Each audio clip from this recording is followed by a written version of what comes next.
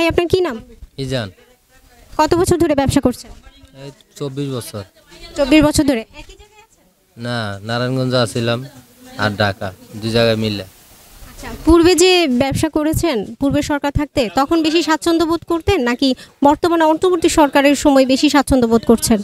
এখন ভাই এটা হলো আপনার বর্তমানে এখন সিজনশীল ব্যবসা, ঠিক আছে। এখন মাল হয় দেখে একটু দাম কম আছে, আবার সিজন শেষ হয়ে যাবো মালের দাম বাইরে যাবো। যেমন এখন এই যে কিছু কিছু তরকারি আছে একবারে পানির দাম, যেমন টমাটো, আলু, তারপরে আপনার এই যে সিম, এগুলা সস্তা।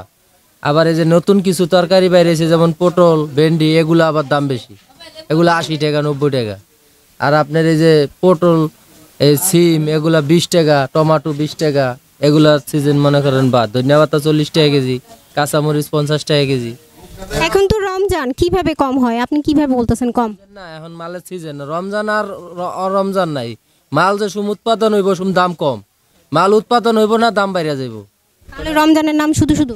রমজানে কোনো আহামরি কিছু নাই এখানে। এখন মালের সিজন, এখন মালের দাম কম, আবার সিজন শেষ মালের দাম বাইরে যাব। রমজানে কোনো কিছু রমজানে খায় কম, রমজানে তো বেশি খায় না। রমজানে আপনি আগে লাগতো আধা কেজি সিম, এখন নেন 1 পা সিম। কথা বুঝছেন? সিম 40 টাকা কেজি, 1 পার দাম 10 টাকা। 1 পার বেশি লাগে না ছোট ফ্যামিলির। কেন রমজানে খাবে না মানুষ? রমজানে খায় একবেলা, সেহারির সময় আমি খাই হুদা দুধ দেয়া ভাত, একটা কলা আর এত কটা ভাত খাই, কোনো তরকারি খাম না 30 দিন। 30 দিন আমি কোনো তরকারি খাম না, ঠিক আছে। ছাত্ররা নতুন রাজনৈতিক দল গঠন করেছে জানেন? না, এটা অন্তরি জানি না। আমি জানি দেশ স্বাধীন করতে ছাত্ররা, এই তোরই জানি। এখন ছাত্ররা আবার দল গঠন করলো কবে এটা শুনি নেই অন্তরি। না, ওরা কিন্তু নতুন দল গঠন করেছে, ঠিক আছে, সরকারের মানে রাজনৈতিক দল হিসেবে আত্মপ্রকাশ করেছে। এখন করলে ভালো, ছাত্ররা যদি দল গঠন করে দেশ চালাইতে পারে, আর যদি চালাইতে যায় আবার আজ্ঞা দেয় তো তৈব না। দেশের সরকারের মতো দেশ চালাইতে হইব।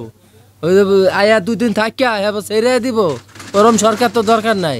সরকার তো হাসিনা আসিল 17 বছর চালায় গেছে, এখন আবার যে আহে দেহি কেমন চালায়, বুঝেন নাই। সরকার আইতেই ওরম সরকার, এই যে দেশের দ্রব্যের মূল্যের দাম কম, এই যে হাসিনা যাওয়ার পর 1 কেজি তেলে বাঁচছে 50 টাকা, 1 কেজি চাউলে বাঁচছে 20 টাকা। এটি তো দেখে না কেউ, দেখে কেউ? চাল মিনিকেট 70 টাকা আসিল, 90 টাকা কেজি।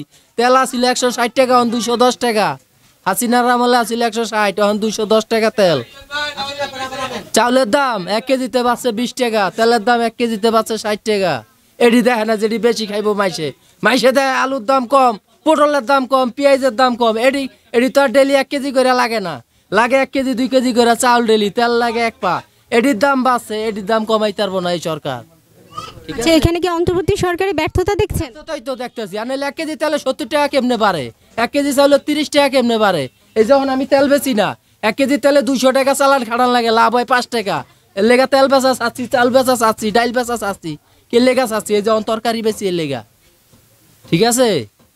এটা হলো আমার বক্তব্য। নামাজে জামা আর কোনো কথা কইতে চাই না, খালি আপনি অনেক রেগে গেছেন ভাইয়া, অন্তর্বর্তী সরকারের উপর রেগে আছেন। না, অন্তর্বর্তী সরকারে কি করবে, আর বাহার কাইলা খেত আছে নিজে, হ্যাঁ আলু পটল কিনাই না দিব হস্তা হস্তা। এই যে কৃষক, এই যে এবার এই যে বেড়ায় আলু বেছে 12 টাকা কেজি, এই বেড়া তো মরছে, জেনতা মরছে।